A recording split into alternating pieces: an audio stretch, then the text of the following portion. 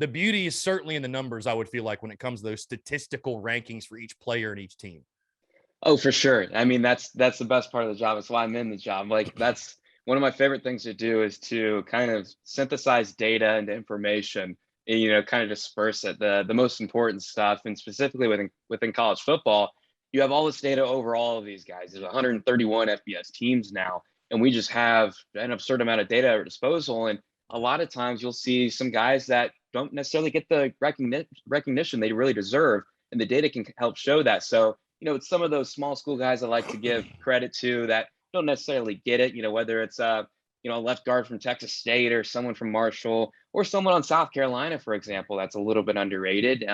Last year, for example, Cam Smith, I thought, nationally, he didn't get enough recognition, and now he's starting to get it. You see some people say, oh, he's a first round draft prospect, but January, a lot of people didn't even know who the heck he was. So, he's one, for example. It's just kind of shining light into who deserves the credit for what's going on in the field. So there's not necessarily one, single data point. All of them have their own values. They all kind of tell a different story. There's ones definitely that I use a little bit more than others. Grade's an interesting one. It's probably one that a lot of people point to and, have issues with.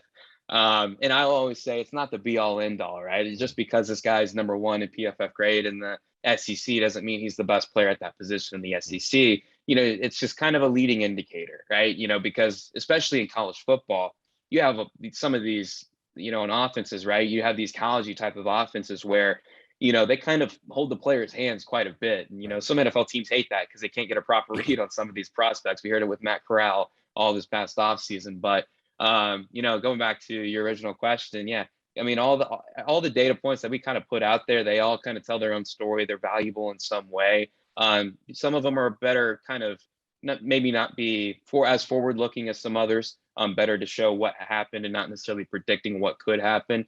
But there's definitely value in data. It's just kind of interpreting that and showing what it all actually means. And that's my favorite part about the job.